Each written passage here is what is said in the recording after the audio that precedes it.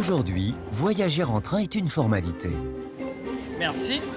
Mais loin des records de vitesse, il existe une autre façon de s'évader sur les rails de France.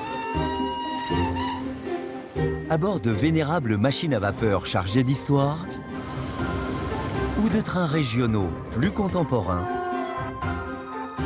partons à la découverte de ces lignes exceptionnelles qui ont écrit la légende du chemin de fer de nos régions.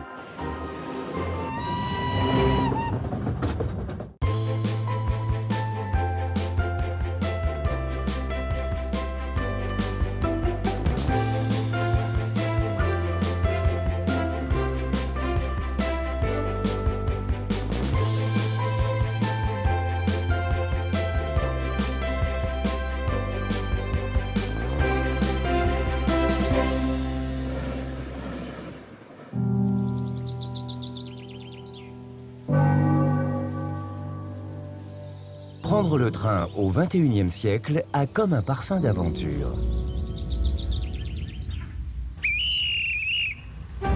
Nous embarquons pour un voyage en cinémascope à bord de machines légendaires. Bonjour, les billets, s'il vous plaît. Merci. C'est jamais les mêmes décors. On peut passer tout le trajet à la fenêtre sans se lasser, sans problème. C'est magnifique. À travers les vitres des trains, nous admirerons les panoramas depuis le Massif central jusqu'aux rives de la Méditerranée. Voilà, le lever de soleil sur la côte bleue. Un émerveillement. Sur 4 lignes de chemin de fer spectaculaires, nous accéderons à des immensités sauvages façonnées par les rivières. Dans la peau d'un explorateur, nous partirons en expédition au centre de la Terre. Nous ferons escale avec ceux qui vivent en harmonie avec la nature. Nous filerons sur des viaducs dont la construction est un vrai défi à la pesanteur. Au rythme du train, nous rencontrerons ceux qui peuplent les vallées. Et nous plongerons dans l'histoire sur la piste des pionniers du rail.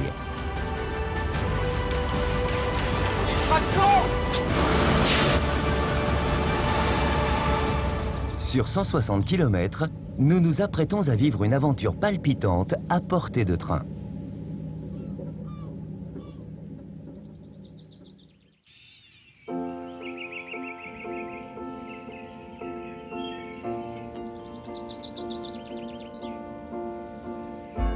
Notre voyage commence dans les contreforts du Massif central en Auvergne. Le village de Langeac est le point de départ d'une ligne mythique, le train des gorges de l'Allier.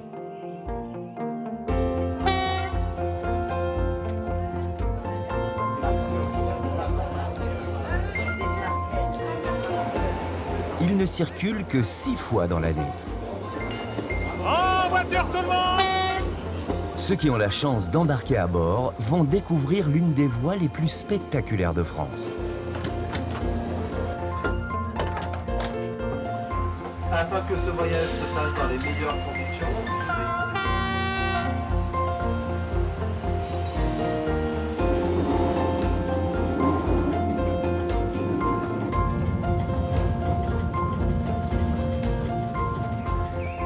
En plein cœur des gorges, la ligne de chemin de fer se ferait un passage au plus près de la rivière. Le train traverse des paysages façonnés par l'eau et les volcans.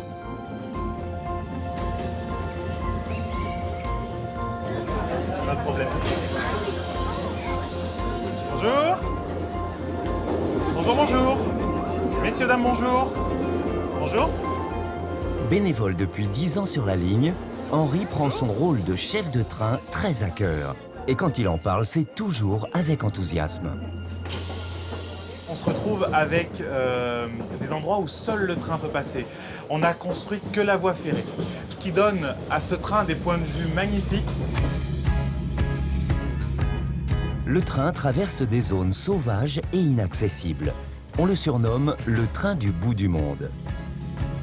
Grâce à sa construction il y a 150 ans, la région se développera peu à peu.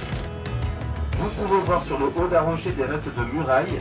Il s'agit de vestiges de châteaux de rochers.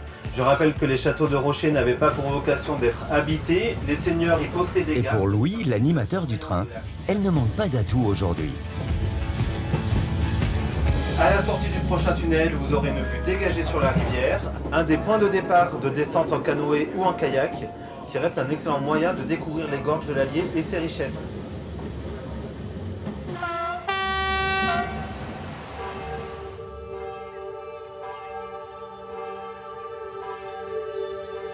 Sur les rives de l'Allier, les hommes ont construit des villages perchés. Celui de Chilac en est une des perles. À ses pieds, nous retrouvons Jérémy. Cet enfant du pays connaît bien l'histoire de ce bourg construit au Moyen Âge. Donc on a Chilac à droite, là, qui est un village médiéval perché sur une coulée volcanique.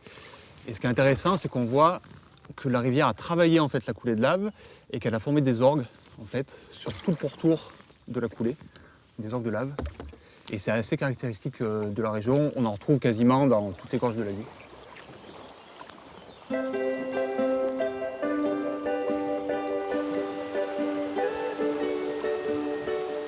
Dans les gorges, sur une centaine de kilomètres, la rivière se fait plus sauvage.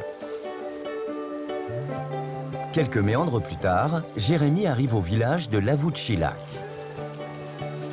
Ici, les hommes ont fait preuve d'ingéniosité pour s'adapter aux contraintes de la rivière. On voit que les maisons ont été bâties très en hauteur, parce que les crues ici peuvent être assez violentes. Donc toutes les maisons, toutes les pièces à vivre sont à 10 voire 15 mètres de haut.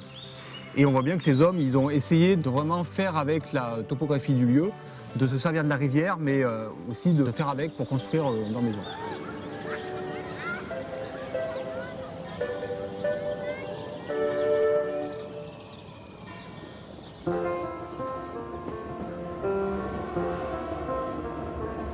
Le relief des gorges de l'Allier est exceptionnel à plus d'un titre. C'est dans ces décors accidentés, accrochés à flanc de falaise, que fut construite la plus ancienne voie ferrée du centre de la France. Que nous allons traverser. Entre ces deux tunnels, vous pourrez apercevoir un perret. Un perret est un mur à arcades contenant les parois latérales des gorges. Pendant l'édification de la ligne, les ouvriers étaient souvent confrontés à des éboulements et des glissements de terrain. C'est pour cela que ces murs de soutènement ont été bâtis. Sur la voie que nous empruntons, 49 secteurs sont équipés de perrets, dont les tailles varient de 5 mètres à 25 mètres de haut. L'histoire de la construction de la ligne au XIXe siècle est un défi. Celui de relier Paris à Nîmes en passant par l'une des régions les plus inhospitalières de France. Il faudra plus de 6000 hommes pour mener à bien le projet. C'est l'une des réalisations les plus importantes du Second Empire. Ce qui m'impressionne dans ce voyage, c'est d'imaginer qu'il y a 150 ans, des ouvriers venus du Piémont et de régions lointaines ont fait un travail absolument pharaonique dans des conditions très difficiles. D'ailleurs, on peut observer sur les côtés de la voie des petites maisonnettes qui permettaient d'héberger temporairement ces travailleurs durant leur journée de travail. Le train traverse une succession de tunnels, 51 au total. Un exploit quand on sait qu'un tunnel se creuse à la cadence de 25 cm par jour. Parmi les viaducs qui surplombent la rivière, le plus impressionnant est celui de Chapeauroux, avec ses 28 arches de granit et ses 433 mètres de long.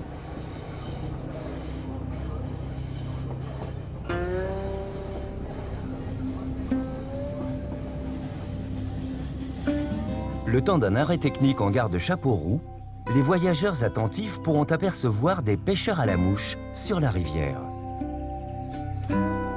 Les eaux de l'Allier sont parmi les plus pures et les plus poissonneuses de France. Sur la rivière, nous rencontrons François, un amoureux de l'Allier. Magnifique rivière, on a de la belle eau, regardez, elle est fraîche, elle est claire. Et là, on est sur une partie propice pour tout ce qui est ombre, truite, et on a même la présence du saumon.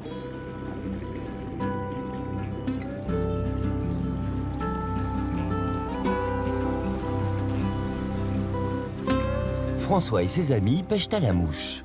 Une activité esthétique et majestueuse qui, au-delà du spectacle qu'elle offre, demande un vrai savoir-faire.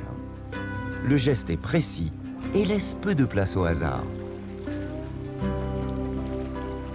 L'idée, c'est d'imiter un insecte qui vole à la surface de l'eau et qui va se poser sur l'eau. Tous les insectes qu'on voit qui sont sur la rivière, ce sont des larves qui éclosent. Après, la mouche se promène au-dessus de l'eau, puis elle vient poser ses œufs à la surface de l'eau. Et c'est au moment où elle vient pour poser ses œufs à la surface de l'eau que les poissons viennent les capturer.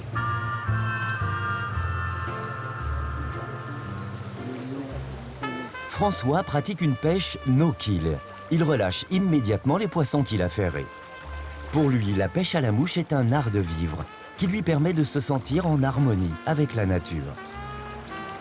J'ai 56 ans, je pêche depuis l'âge de 5 ans. Quand je suis à la pêche, je suis bien. Quand on est à la pêche, on oublie toutes les petites misères de la vie.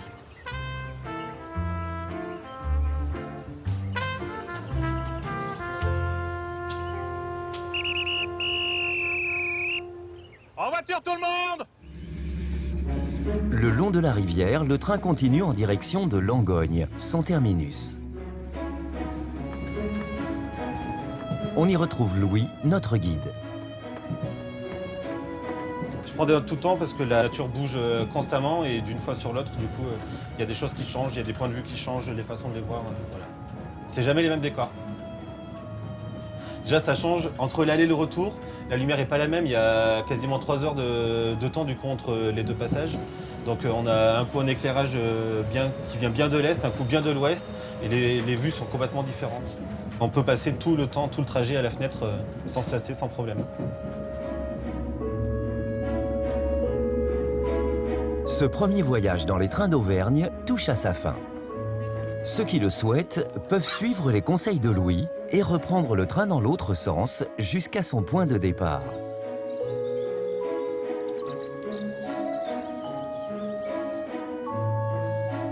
Les autres, amoureux des trains de collection, devront pousser quelques kilomètres plus loin, par-delà les montagnes et les forêts. Nous partons maintenant à la rencontre de ceux qui redonnent vie à des machines oubliées dans un atelier original.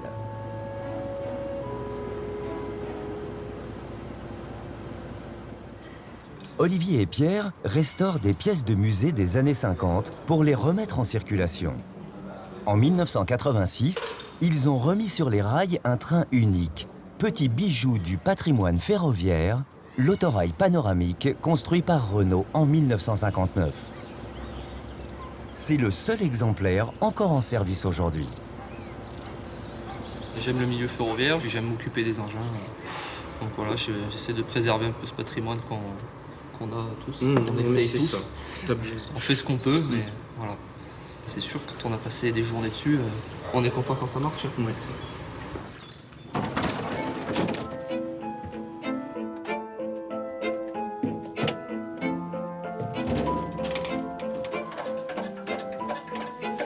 Ce matin, c'est Nicolas qui s'occupe de démarrer le panoramique à l'ancienne.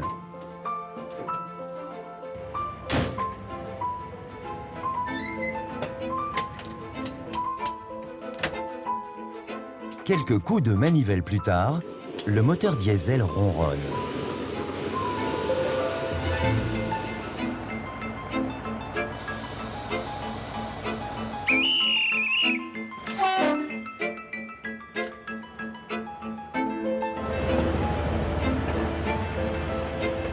C'est le départ. Nous embarquons pour un voyage d'1h20 à la découverte des paysages de montagne du Livradois Forez, dont les sommets culminent à 1600 mètres d'altitude. Nicolas a pris les commandes de son autorail. À la ville, il est professeur de mathématiques. Mais sa passion, ce sont les trains. Il passe toutes ses vacances à bord de ces machines. Donc j'ai appris en conduisant avec des anciens, des bénévoles qui conduisaient déjà ici. Et puis avec un petit peu d'expérience, ben c'est parti. On peut partir tout seul.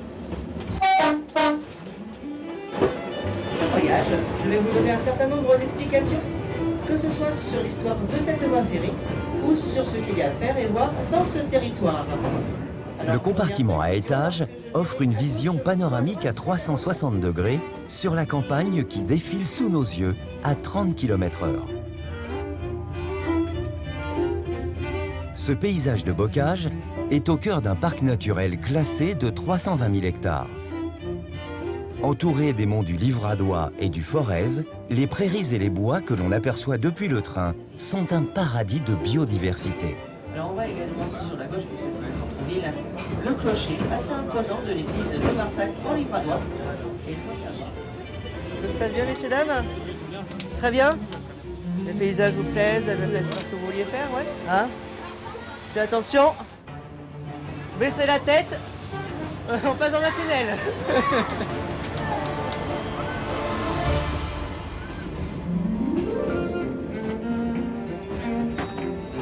C'est beau. Donc là, c'est la plaine d'Arlan et juste au-dessus, voilà, c'est ça, les monts du Forez.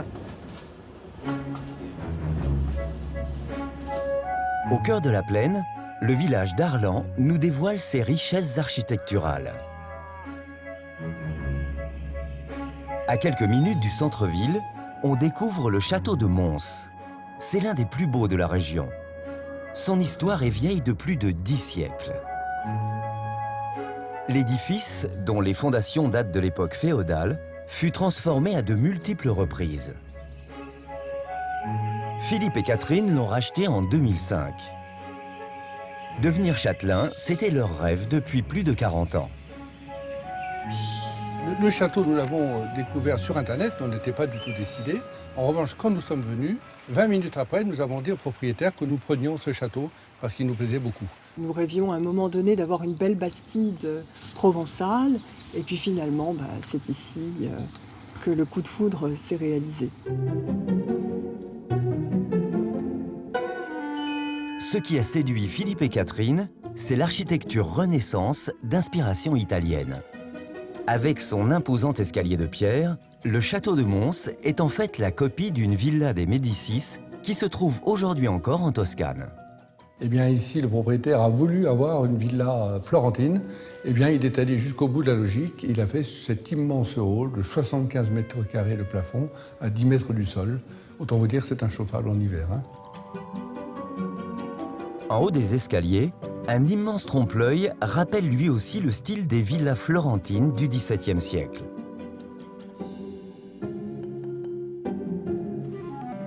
L'histoire de leur demeure, Philippe et Catherine ont dû se contenter de la deviner pendant longtemps, au fur et à mesure de leurs travaux de restauration. Jusqu'à ce qu'ils découvrent un manuscrit daté de 1738 chez un libraire parisien. Ce livre retrace toute l'histoire du château dans les moindres détails. Nous, il nous arrive souvent d'imaginer concrètement comment les nobles vivaient ici, ou au Moyen-Âge, ou au XVIIIe.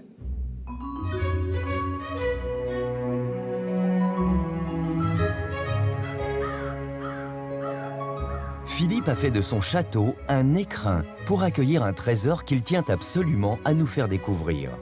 Il détient la plus grande collection française privée d'estampes. Il en a accroché des centaines sur ses murs, dont les plus vieilles remontent au Moyen-Âge. Philippe est un passionné éclairé. Il connaît en détail le moindre secret de ses gravures. Ici, on a celle-ci qui montre, qui est très connue, qui montre cette femme qui pleure avec des étoiles. C'est la France qui pleure parce que le roi a été arrêté. Sous un saule pleureur, elle pleure. Arrêtée par cette bestiole qui est ici, qui crache le feu. C'est un dragon qui représente la Révolution. Et en réalité, cette estampe, qu'est-ce qu'elle représente? Eh bien, elle représente ici, en blanc, le roi Louis XVI, qui est représenté, sa femme avec les cheveux, qu'on voit bien ici, qui est aussi de profil, bien entendu, et 3 enfants qui sont dans l'arbre. On ne les voit pas du premier coup d'œil, c'est après qu'on s'en rend compte. Pour moi, l'estampe se lit parce qu'elle est apparue à une époque où on ne savait pas lire. À mon avis, l'équivalent de ce qui s'est passé au XIVe siècle, la naissance de l'estampe en Europe, eh bien maintenant, l'équivalent, c'est Internet.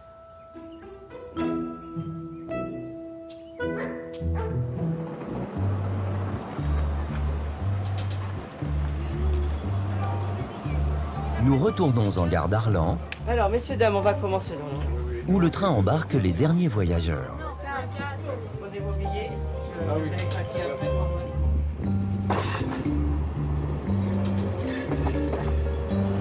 Peu à peu, nous quittons les paysages de plaine pour traverser des forêts de sapins et de hêtres.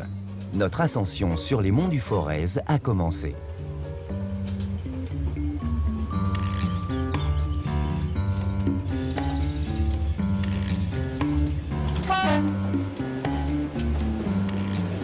Notre périple nous ramène à la fin du 19e siècle, lorsque Charles Freycinet, ministre des Travaux publics, veut développer le chemin de fer français.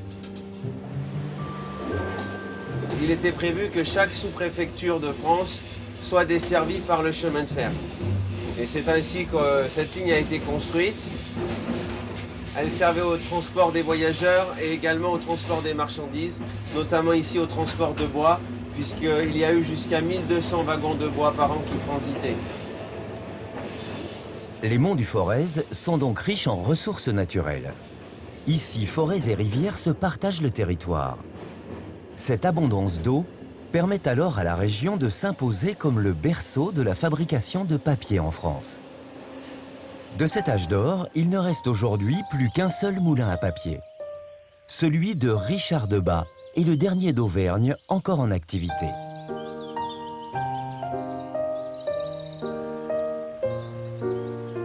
Niché à 5 km à l'ouest de la ligne, le bâtiment, aux allures de carte postale, date du XVe siècle. Dans ces jardins en terrasse, on fait pousser des fleurs.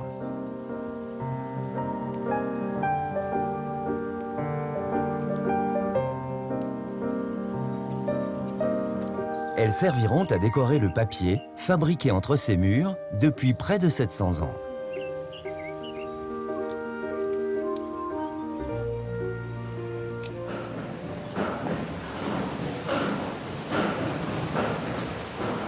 La technique est unique.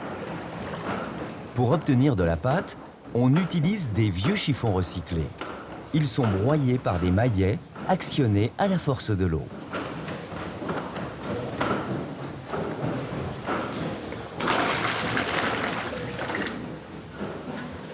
Un secret de fabrication dont Michel connaît tous les rouages. Donc là, comme vous pouvez le remarquer, c'est exactement les mêmes techniques de travail qu'au XIVe siècle. Vraiment du travail à l'ancienne.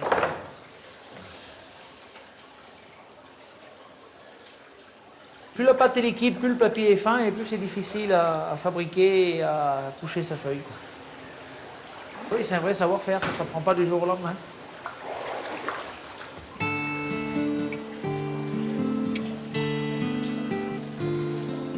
Au fil du temps, les papetiers du moulin ont fait de leur technique de fabrication un art à part entière. C'est sur son papier qu'a été imprimé le seul exemplaire de la Constitution de la Ve République. Aujourd'hui, le moulin produit 200 feuilles d'exception par jour, prisées des éditeurs et des artistes comme jadis Picasso ou Dali.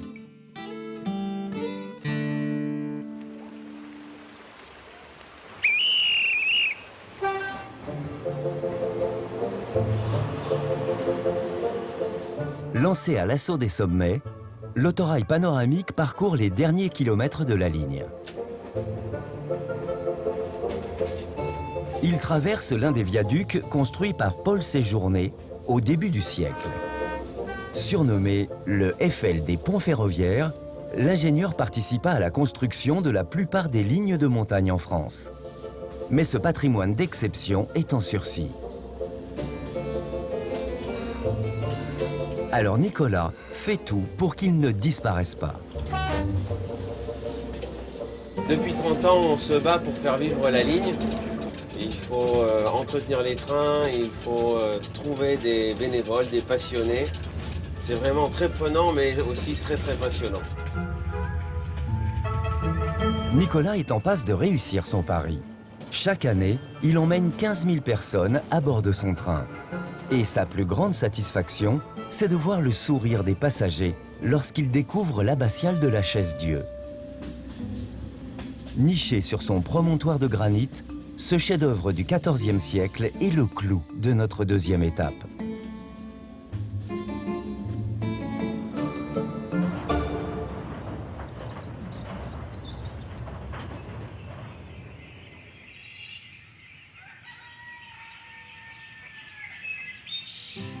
Nous quittons maintenant les monts d'Auvergne pour nous diriger vers les Cévennes.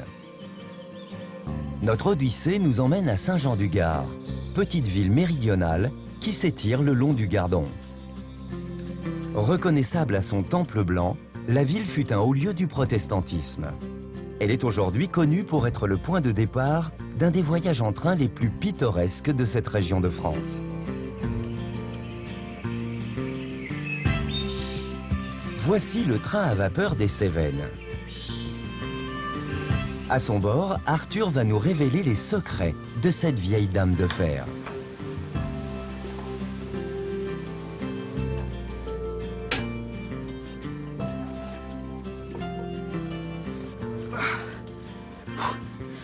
C'est assez exigu et ça arrive parfois que, au début, lorsqu'on n'est pas expérimenté, on fasse une crise d'angoisse à l'intérieur, ou dans le pire des cas, on fasse un malaise.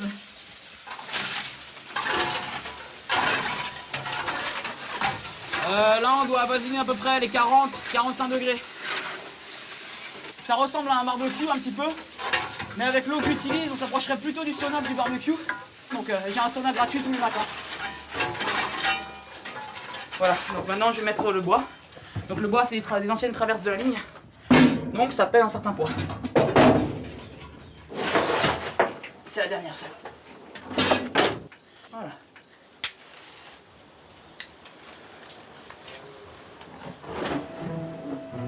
Tous les jours, c'est le même rituel qui recommence.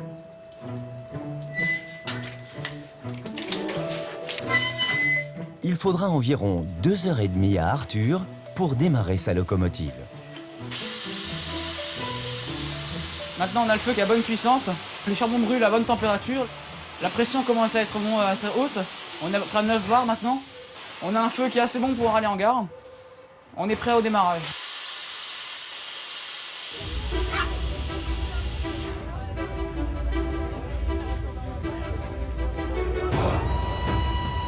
Attention au départ. Nous embarquons aux côtés d'Arthur pour une aventure unique au cœur des Cévennes.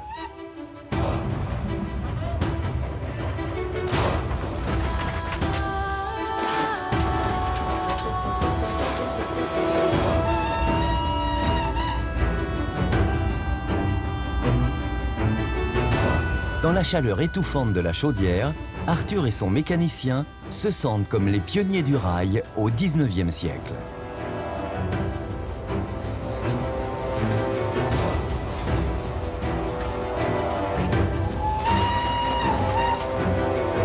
L'œil rivé sur les indicateurs de pression et de vitesse, ils font avancer leur machine coûte que coûte. Une machine, ça s'écoute, ça se ressent. On entend presque des battements de cœur avec le compresseur. C'est très sensible. Un bloc de charbon en trop et la pression monte de manière ingérable. Il faut toujours être attentif à ce qu'elle nous dit. C'est comme un être vivant, ça s'apprend pas. Ça se gagne avec de l'expérience. Extraction!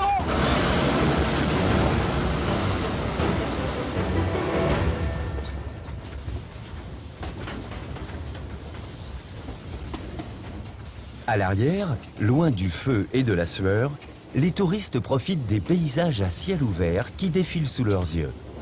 Le long de la rivière, le temps d'un instant, ils aperçoivent un troupeau de chèvres et son gardien. Ce berger, c'est Claude.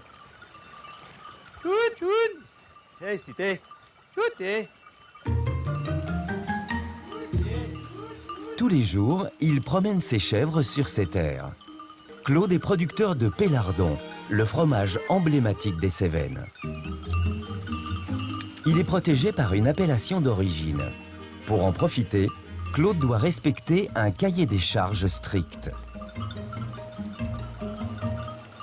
Pour fabriquer du Pélardon, il faut qu'elle sorte à l'extérieur au moins 252 jours par an. En fonction des saisons, l'alimentation est variée. Ça peut aller à l'automne des châtaignes, des glands, et puis dès que le printemps arrive, au mois de mars, elle commence à attaquer l'herbe verte. Voilà. Le fait de sortir les chèvres, c'est aussi l'entretien de l'espace, de la forêt. S'il y a des chèvres, s'il y a des moutons, c'est moins de feu, c'est moins aussi d'inondations parce que la végétation a tendance à moins gagner. Donc c'est important pour tout le monde, quoi.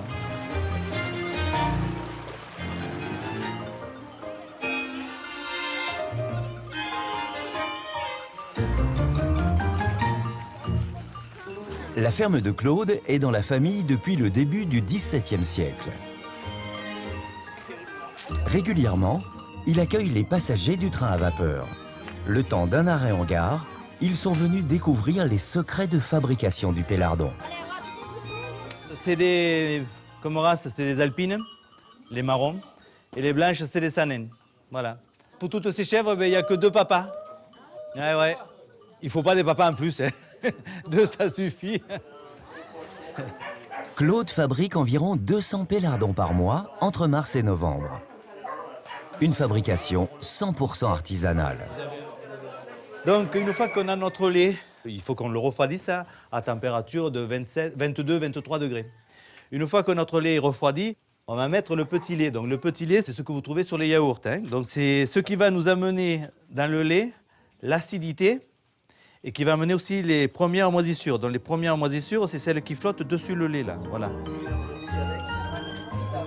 Les touristes ne boudent pas leur plaisir.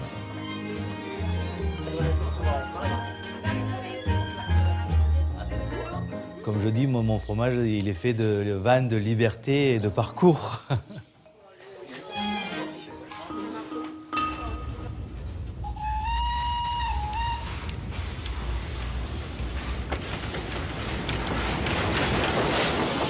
Mais c'est déjà le moment de repartir. Dans la vallée, le train trace son chemin poussé par un souffle de vapeur.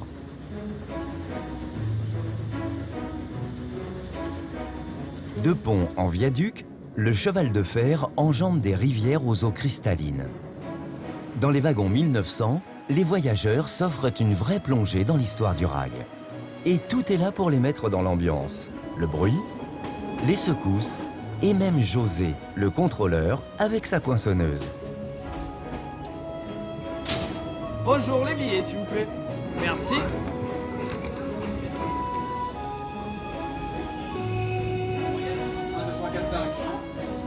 José connaît l'histoire de la ligne comme sa poche.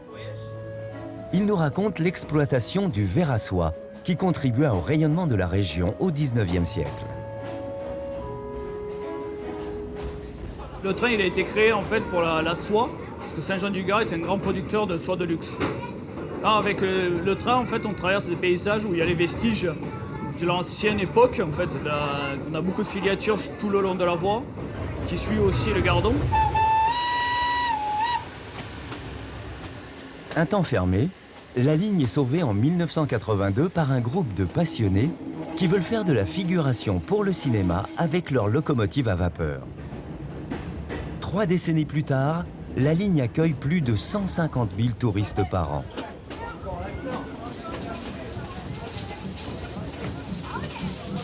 Et pour agrémenter leur voyage, un arrêt supplémentaire a même été créé. Cet arrêt, c'est celui de la Bambouseraie, un jardin remarquable qui offre une parenthèse enchantée aux visiteurs.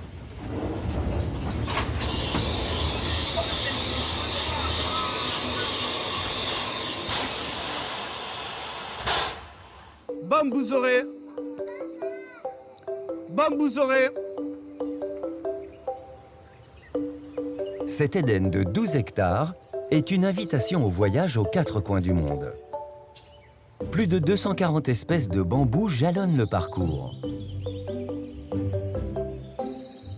Le premier fut planté en 1856 par un riche propriétaire terrien de la région.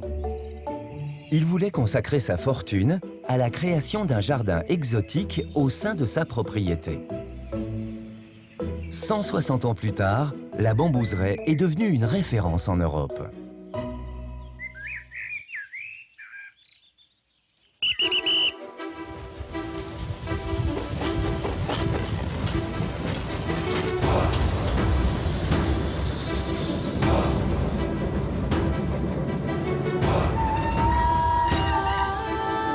Après cette escale, il est temps de remonter en voiture vers d'autres horizons.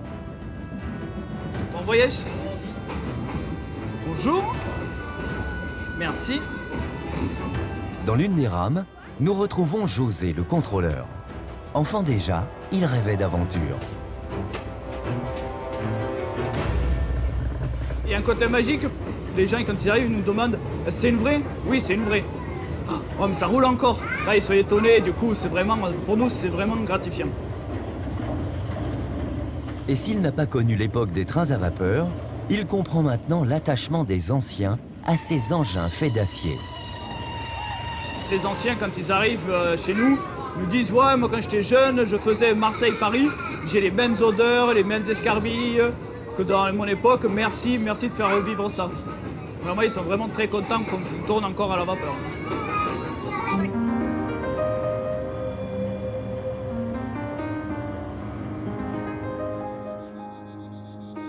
Les montagnes et les vallées défilent sous nos yeux. Cette nature sauvage et préservée, c'est la richesse des Cévennes.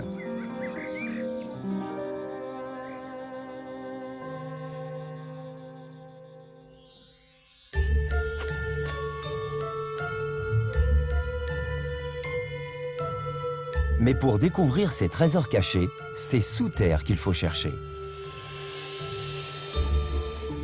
À moins de 10 km de la ligne, la grotte de Trabuc est la plus grande des Cévennes.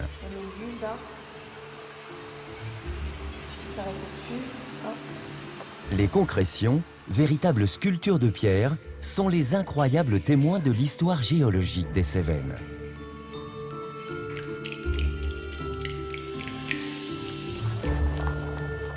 Stéphane est l'un des derniers explorateurs de la grotte. En quelques années, ce spéléologue passionné a ouvert 1 kilomètre de galerie. On est dans la salle du lac de minuit.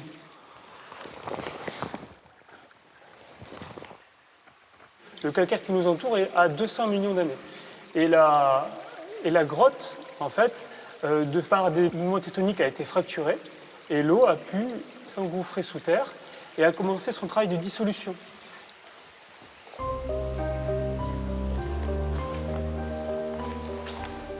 Au XVIIe siècle, la grotte servit de refuge aux protestants qui avaient pris les armes pendant la guerre des Cévennes. Mais avant eux, de nombreux habitants avaient déjà colonisé la caverne. Les premières traces d'occupation remontent à 5000 ans avant Jésus-Christ. Au fil de nos explorations, on a découvert des ossements, notamment des ossements humains. Donc ce crâne est en parfait état de conservation. Le front arrondi a permis à Stéphane d'émettre l'hypothèse que le crâne serait celui d'une femme. Au vu de la dentition récente et la dent de sagesse, cette personne devait avoir 16 ans. On estime entre moins 2005 et moins 800 ans avant Jésus-Christ, la période où a vécu cette demoiselle. Outre les hommes, les rennes, les cerfs et les ours étaient nombreux dans les cavités de la région. Donc là, on voit bien la canine, les molaires supérieurs. Et donc, on imagine très bien ici le museau et derrière le crâne, la partie occipitale du crâne de cet habitant des grottes. Donc, il ne valait pas trop se trouver face à lui.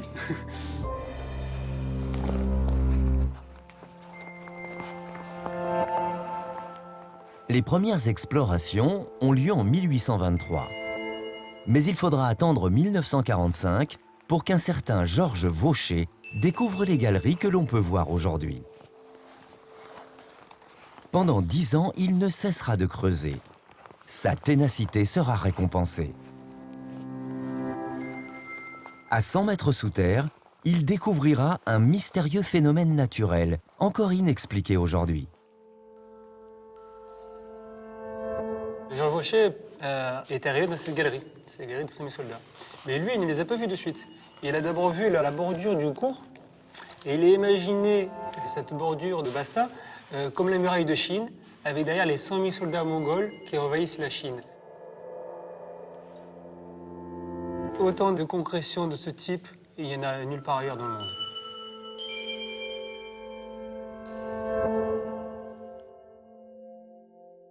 Quand on explore, c'est absolument magique. On est hors du temps, hors de tout point de repère extérieur, et on se retrouve seul avec soi-même. C'est le seul endroit où on peut entendre son cœur battre quand on est tranquillement assis à écouter la caverne.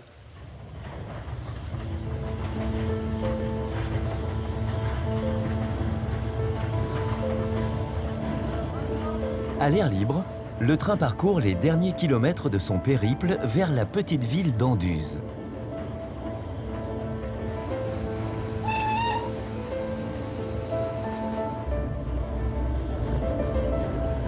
Arthur, le visage noirci par le charbon, profite des derniers instants du voyage, penché par la portière de sa locomotive. Je trouve que c'est une chance exceptionnelle qu'un jeune comme moi puisse faire ce que les anciens ont fait pendant des années et comprendre un petit peu leur éprouvement qu'ils ont eu toute leur carrière et leur épuisement à la fin de la journée, parce qu'ils rentrent à la maison et satisfaits de leur travail.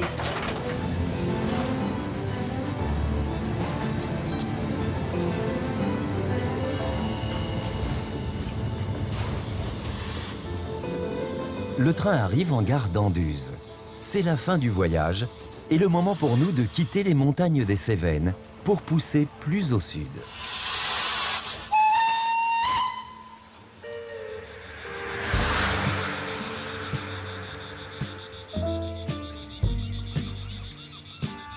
Nous traversons les plaines de la costière de Nîmes, sur la route des vignobles, avec comme promesse la mer Méditerranée. Nous plongeons sur la côte bleue, entre Marseille et Martigues. Là, nous attend une nouvelle escapade à bord d'un train d'exception.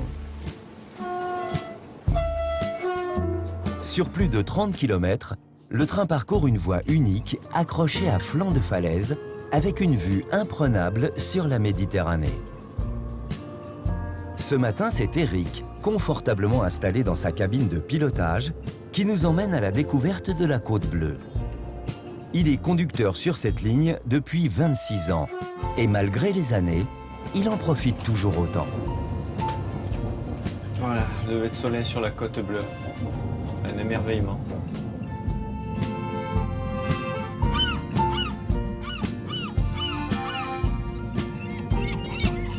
Donc la ligne de la côte bleue, elle serpente le long directement de la mer. Et on l'appelle la côte bleue simplement parce que les eaux sont bleues systématiquement le matin. C'est lié à un effet de courant d'air et de courant marin.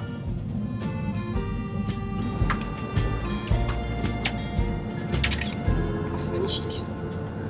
Et donc à chaque moment de la journée, les couleurs changent. Puisque on a du lever du soleil. La journée donc avec ses belles lumières bien pleines comme les aimaient les peintres de l'Estaque. Et le soir, c'est un autre paysage puisqu'on a le reflet du coucher de soleil sur Marseille. Ça donne encore des couleurs majestueuses.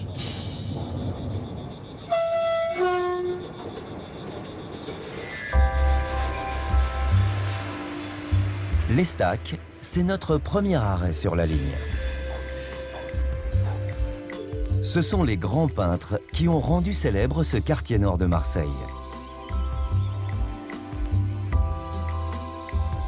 Au début du XXe siècle, Cézanne, Braque, Renoir, puis Picasso y trouvaient une source d'inspiration sans fin. Christiane est née à l'Estaque.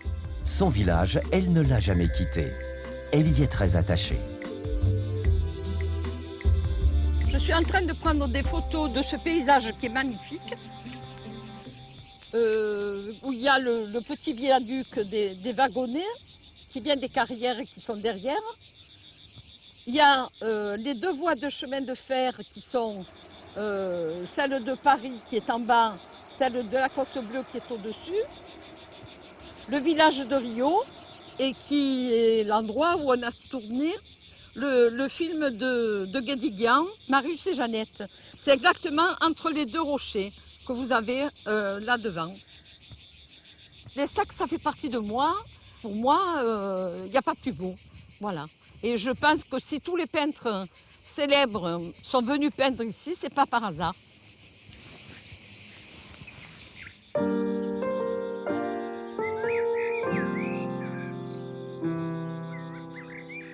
Christiane tient à nous faire découvrir l'un des vestiges remarquables de cette époque, la Villa Bellevue.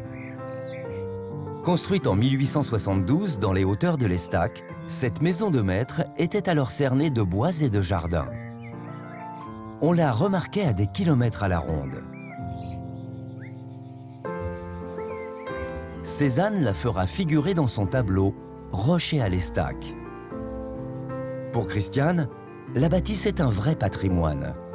Depuis plus de 40 ans, elle s'y est installée avec un collectif d'artistes.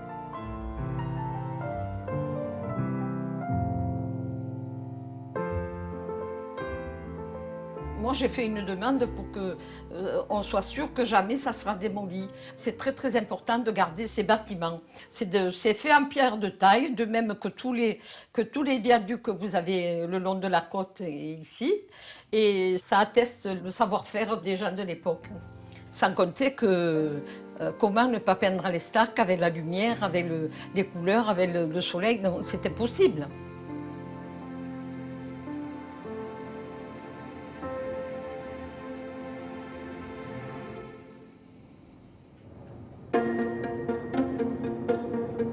En contrebas de la fenêtre de Christiane, notre train a déjà repris sa route vers Martigues.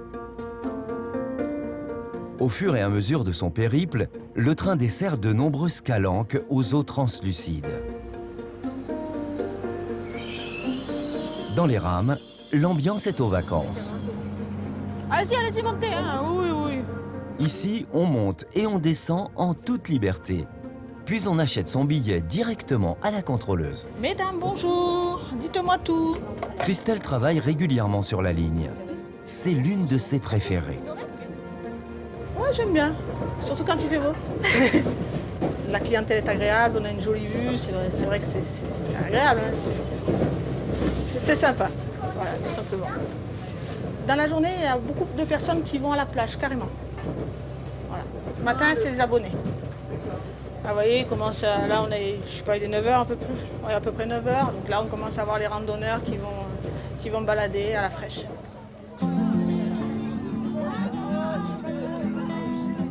Le train s'arrête en gare de Niolon, point de départ de nombreuses randonnées.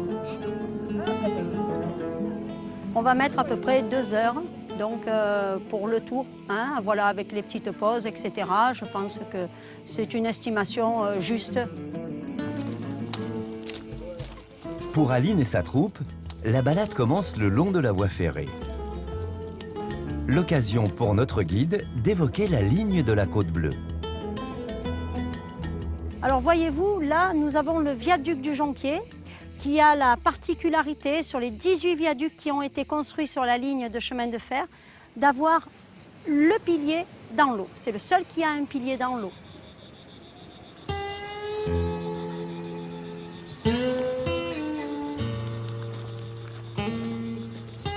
En grimpant vers les sommets, les randonneurs découvrent peu à peu des collines escarpées parsemées de garrigues.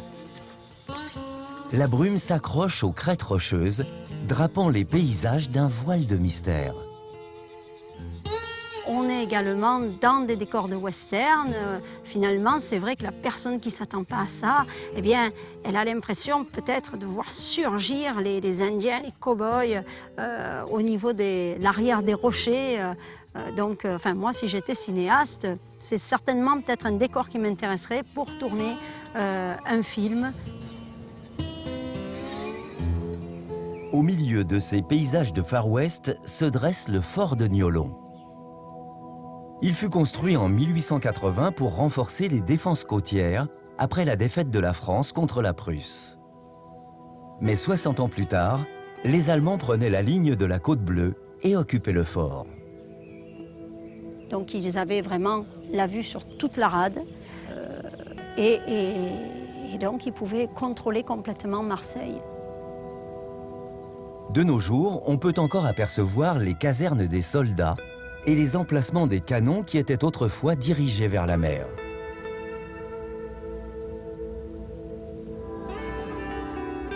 Pour Aline et ses amis, c'est la fin de la balade. Perchés sur un éperon rocheux, ils profitent des couleurs du soleil couchant.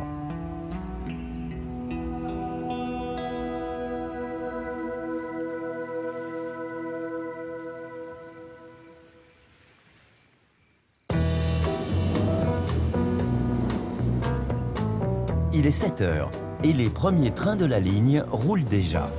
Dans la cabine de pilotage, nous retrouvons Eric, notre conducteur. Son train franchit l'un des ouvrages les plus emblématiques de la ligne, le viaduc des Eaux Salées, qui voit le jour en 1914. C'est l'ingénieur Paul Séjourné qui dirige alors les travaux. Pour faire passer la ligne au-dessus du vide, il imagine une arche de 50 mètres capable d'enjamber la Calanque et de permettre à la voie ferrée de continuer sa route.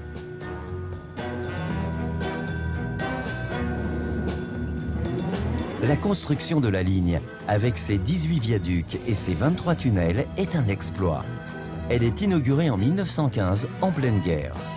Des milliers d'ouvriers y ont travaillé dans des conditions précaires, au péril de leur vie. Grâce à eux, la ligne de la Côte Bleue est devenue une légende toujours vivante aujourd'hui. Notre voyage touche à sa fin. Nous arrivons à Martigues, notre terminus. Nous profitons une dernière fois du bleu de la Méditerranée.